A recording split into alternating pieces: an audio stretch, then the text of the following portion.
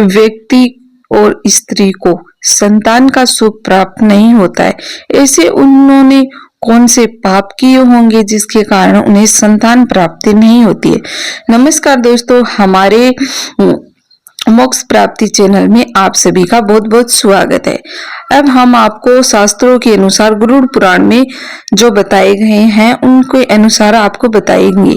कुछ ऐसे पाप होते हैं जिसे सजा इंसान को इस जन्म में ही मिल जाती है और उन सजाओं में से एक है संतान सुख से वंचित रह जाना। दोस्तों, आपने सुना होगा कि कई लोगों ने इतने डॉक्टर्स को दिखा लिए हैं और जगह जगह पर अपना इलाज करवा लिया है, लेकिन फिर भी उन्हें संतान सुख प्राप्ति नहीं होती है। तो उनकी क्या वजह होती है, हम आपको विस्तार से बताते हैं।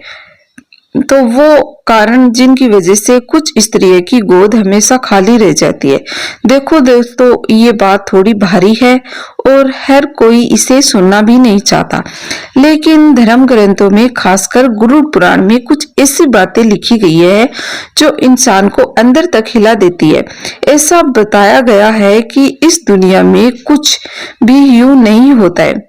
जो सुख मिलता है और जो दुख मिलता है उसके पीछे कहीं ना कहीं हमारे कर्म होती है। अब आपके मन में ये भी सवाल आता होगा कि आखिर क्यों कुछ स्त्रियों संतान के लिए तरस जाती है और क्यों सब कुछ ठीक होने के बाद भी उनकी गोद खाली रह जाती है। गरुड़ पुराण में इसके पीछे कुछ ऐसे कारण बताए गए हैं जिन्हें सुनकर इंसान सोच में पड़ जाता है। सबसे पहली बात यह है कि अगर किसी ने पिछले जन्म में किसी मासूम बच्चे को कष्ट दिया हो या उस बच्चे को रुलाया हो, उसका हक छीना हो या उसे किसी तरह से परेशान किया हो, वह परेशानी किसी भी तरह की हो सकती है, चाहे वह खुद का बच्चा हो या किसी और का बच्चा हो, लेकिन उस बच्चे को किसी प्रकार का भी कष्ट दिया है तो वो पाप बहुत भारी माना जाता है। और एक ऐसा छोटा बच्चा जो खुद कुछ नहीं कर सकता, अगर उसके साथ अन्याय होता है तो उसकी आह सीधे कर्मों से जुड़ जाती है और वही इंसान अगले जन्म में खुद संतान के लिए तरसता रहता है। ऐसा हमारे गरुड़ पुराण में बताया गया है दोस्तों। लेकिन असली डराने वाली बात अब आती है कि गर्भ में पल रहे बच्चे को नुकसान पहुंचाना। गरुड़ पुराण में इसे सबसे बड़े पापों में से एक माना जाता है। अगर कोई बिना मजबूरी के अपने स्वार्थ के लिए गर्भपात करवाता है तो वो सिर्फ एक शरीर को खत्म नहीं करता है, बल्कि एक आत्मा को आने का रास्ता भी रोक देता है। दोस्तों, शास्त्र में बताया गया है कि उस अधूरी आत्मा की पीड़ा, उसकी अधूरी चीख अगले जन्म तक पीछा नहीं छोड़ती और वही आत्मा कभी संतान बनकर नहीं आती या हर बार कोई इंसान ना कोई रुकावट खड़ी कर देती है। इसी कारण से ऐसा करने वाले लोगों को संतान सुख प्राप्ति नहीं होती है। दोस्तों, तीसरी बात हमारे शास्त्रों में ये भी बताई गई है कि जो व्यक्ति अपने माता पिता का अपमान करता है और जो अपने माता पिता को दुख देता है, उनकी सेवा नहीं करता और उन्हें बोझ समझता है, उन्हें कुछ भी गलत कह जाता है और उनसे अपने घर में काम करवाता है, उस व्यक्ति का भाग्य धीरे धीरे खत्म होने लगता है और सबसे बड़ा असर संतान सुख पर पड़ता है। तो उसे एक जन्म में क्या, अगले आने वाले जन्मों में भी संतान सुख प्राप्ति नहीं होती है। उनसे संतान के लिए कष्ट झेलना पड़ता है। कभी किसी प्रकार का कष्ट बनकर उनके सामने आ जाता है, कभी किसी प्रकार का आ जाता है, लेकिन संतान सुख प्राप्ति कैसे भी नहीं मिलती। अब चौथी बात यह है दोस्तों कि हमारे गरुड़ पुराण में ऐसा कहा गया है कि निर्दोष जीवों